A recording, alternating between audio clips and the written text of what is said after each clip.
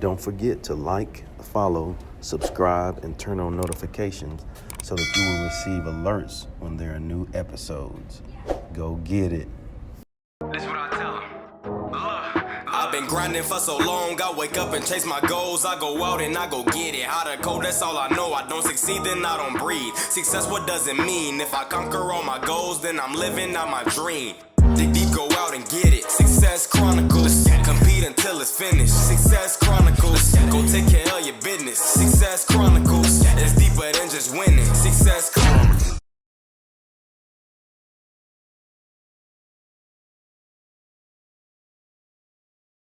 Hey, what's up, everybody? This is Chip Baker coming to you with another episode of the Success Chronicles. And today we're here with Mr. Ganon Baker. Great guy doing some really neat things currently in Florida, but originally from Virginia. And so thankful to have him on this episode. So first off, thanks so much for taking the time to interview with the Success Chronicles. Well, Chip, anytime that I'm contacted by a program labeled the Success Chronicles, man, I want to be, whether I'm successful or not, just being on that program makes me sound like I'm the man, and I have had success. So that's the first. And the second is, man, I mean, anytime that I can share my pain and share my triumphs with people, I'm all for it. So thanks for having me. Thanks for trusting me. Yes, sir. Well, man, 2 words in response to that. Let's go. Let's go, man. I'm old school. I'm 47, almost 48, and I grew up on Arsenio Hall at night. So never forget, man. He had a long-lasting show. He would always say at the start, "Let's get busy," and roll the finger. So some of the OGs out there might appreciate that. Let's go. Yeah, man, let's go. Well, if you don't mind, talk to us about your life story and track your story till now. Well, imagine this, man. A boy, a ball, a dream, but it's not the typical Indiana Midwestern. I was a white guy that everybody told me to play the baseball, the swimming, the soccer. The predominantly white sports, and I love basketball, and I love basketball to the point where I wanted to go to the NBA. I wanted to play at the highest level. I'm from Hampton, Virginia, so Hampton High School was the school of schools, not only in football and basketball in the state of Virginia, but they were a great football program all over the country. And so my dad literally dropped me off when I decided at the age of 12, hey, look, man, I want to do basketball for life. He's like, you're not ready, and here's how you get ready. So he dropped me off at the boys club. You and I talked about it earlier before the show. I was the only white guy there, so I had to earn respect. I had to earn recognition. I had to earn the right to play. I had to earn the right to get the ball. I got criticized for not being very good. You could almost say bullied, but it was just the way of the street ball culture. And, fast forward, I watched the Rocky movies. I watched, anything that I could to motivate me. I woke up at 5:30. I ate what I need to eat. I was yes, sir, no, sir. Whatever it took to get on the basketball court and be eligible, I did. Not because I love school, not because, man, respecting your parents is the right thing to do. I just was obsessed with basketball and my goals. So I ran through many obstacles, but eventually ended up winning the state championship. My senior year, runner-up, state championship, 31 Division I offers as a 6-foot player. That's just unheard of. I mean, the odds of a 6-foot player playing Division I is like 0.1%, and it just doesn't happen. And so that helped me. Same thing in college, man. Was a freshman on an all junior senior team. I was supposed to lead them. They weren't listening to me. Only white dude. Had battles there with, because I was the coach's boy. I did everything the coach wanted me to do. I would tell guys, they would say, "Shut up, man." So it was a lesson in leadership. It was a lesson in connection. It was a lesson in dealing with diversity and inclusion and all that. And so I made the all-rookie team at Duquesne University, had the chance to play against John Calipari's, UMass, John Chaney's, Temple, two of the greatest coaches that I've ever played against. Our coach ended up getting fired. We had a good team, but we weren't gelling. And played there 2 years, transferred to UNC Wilmington, ended up starting there, winning a conference leadership best leader and point guard in the league, the Dean Ellers Leadership Award my senior year. We ended up winning the league, although unfortunately we lost in the first round. Ended up being a college coach after that. Coached in college, Division I, Division II for 5 years. Didn't really get enough court time and development time with players because of recruiting and NCAA rules. So in the year 2000, I started my own training business, and it was actually during my professional career because I went to Iceland, right, and played professionally. And so to make a little extra money during the summer, I started my training business called Shake and Bake Basketball, and did that. After about a year doing that, came back from Iceland playing, tore my tibial tendon, so I literally couldn't play for another year. So I really zoned in on my business, and finally got healthy, decided to play one more year, had a tryout with the Denver Nuggets. So the year 2002, I tried out for the Denver Nugget rookie team, shattered my knuckle, got cut, and that was God's way of saying, you know what, you might want to look at this player development coach thing.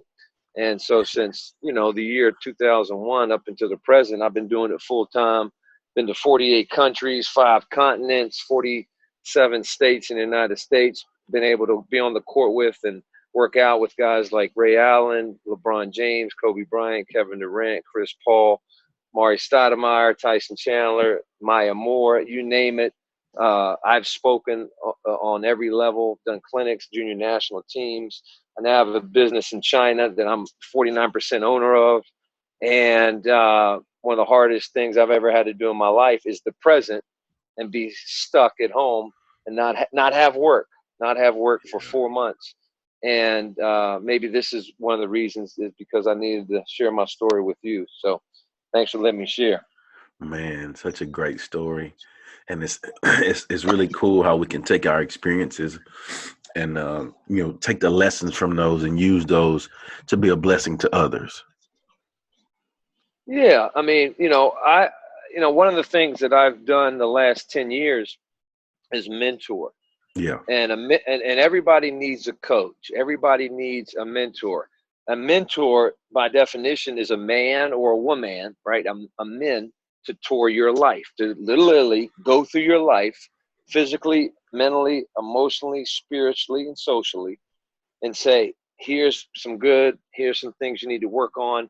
You might want to think about this, just to make you aware and are very transparent to basically take your mind and body to a place it's never been, to get you ready for the battle and the victories ahead. And I've been doing a ton of that with players and coaches.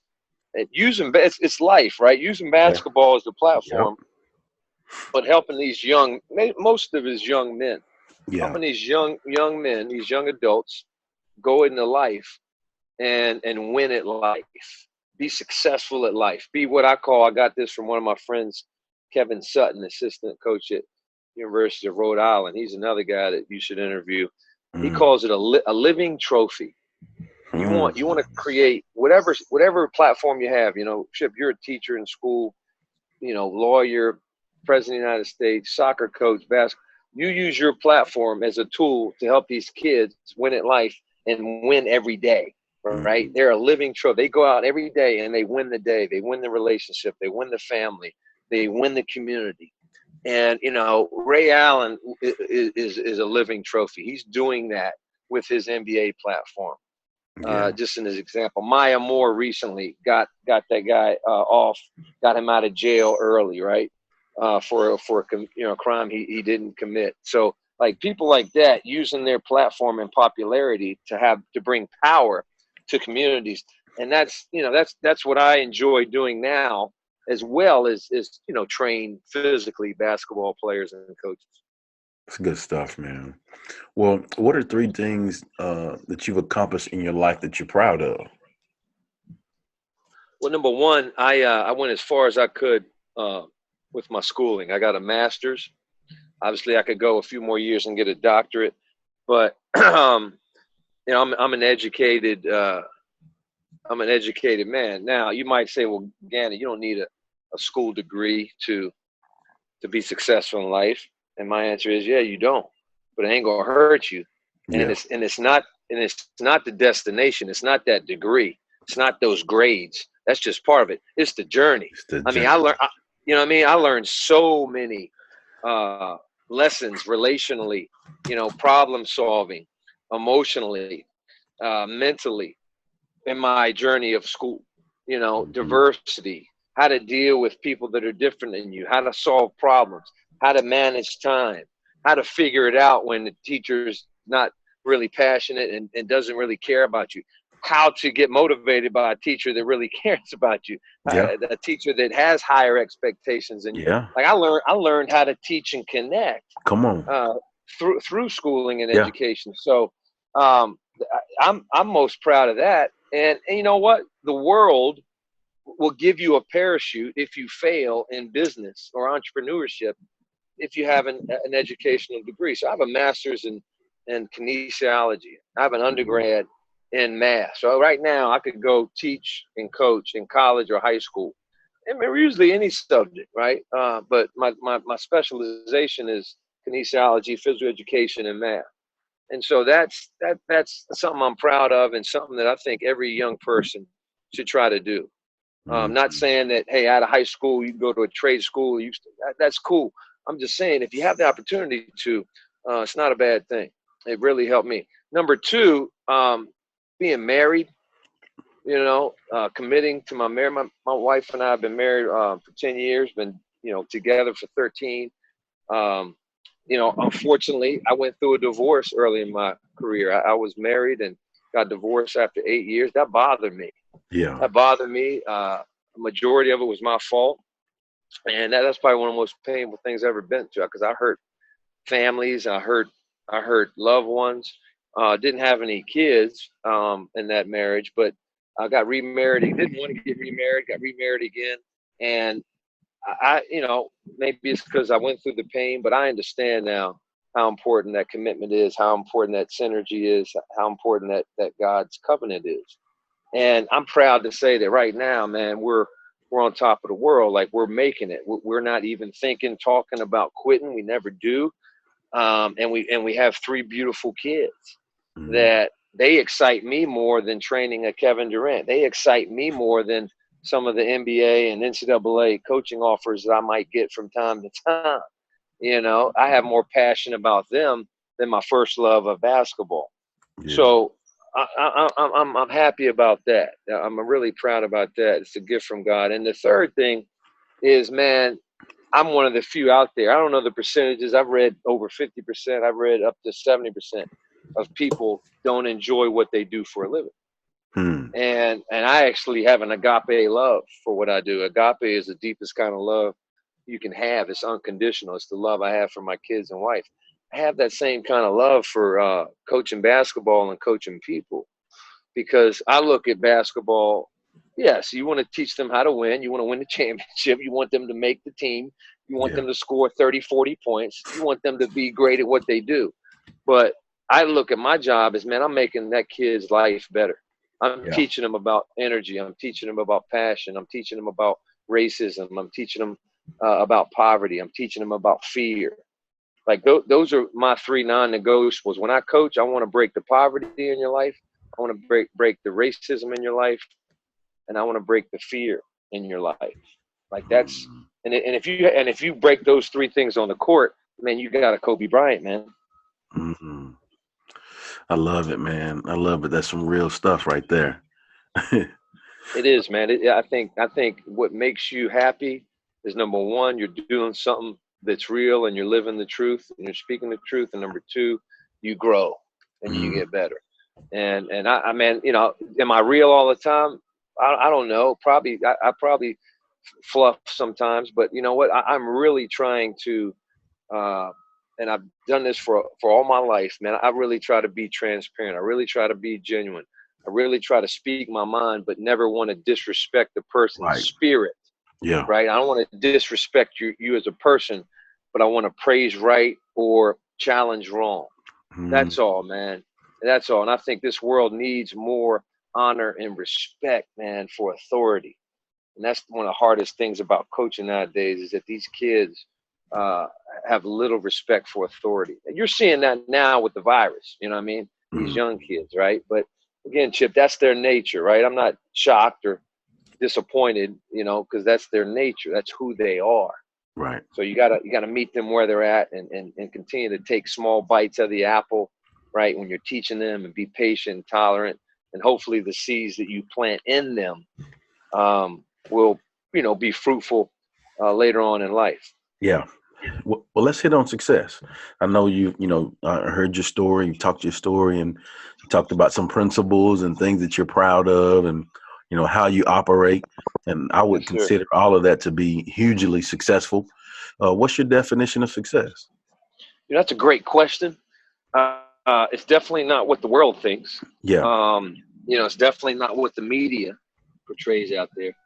You know, to me, success is, number one, making sure that you're fulfilling your purpose.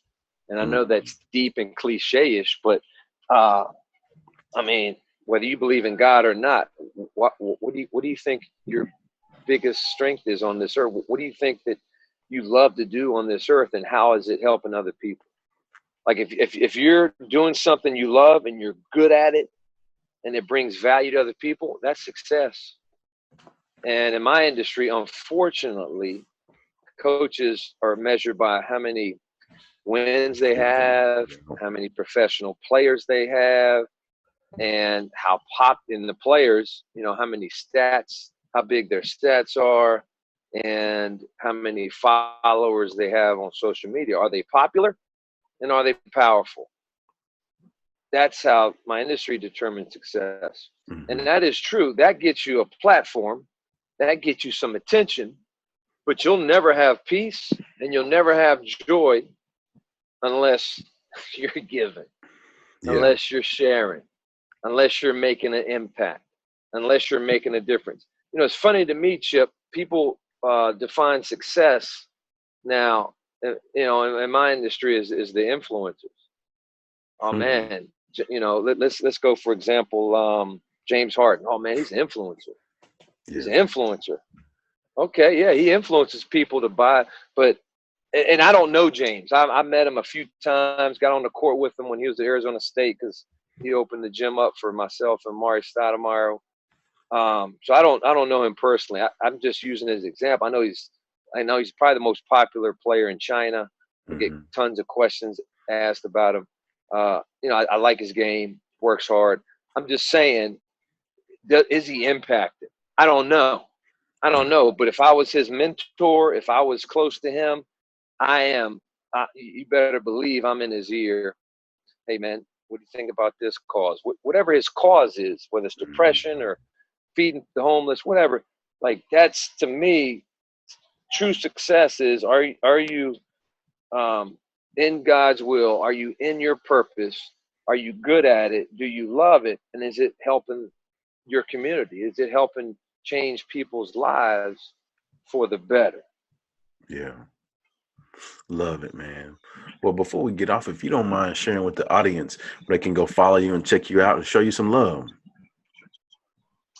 Oh, man, you know, I always need love, man. You know, praise, words of affirmation, you know, is my love language. Yeah.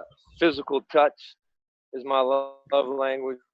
So, man, I appreciate that. You know, not to be arrogant, but if you just Google me, Ganon, Ganon Baker, Baker, on my website will come up. I have Facebook, Twitter, Instagram, LinkedIn, WeChat. We have a great mentorship program. It's free. We do Zoom calls twice a month, and we talk about life and basketball. If you're a basketball coach or a leader or a basketball skills trainer, you know, we share strategies all the time of how to be better, how to be prosperous and consistent. So, man, I appreciate that. Yes, sir. Well, again, I want to say thanks so much for taking the time to interview with the Success Chronicles, and I wish you continued success. Chip, I wish you success, man. Thanks for your time. It was a lot of fun. All right. Well, thank you guys for checking out this episode. We'll see you next time. God bless. Go get it.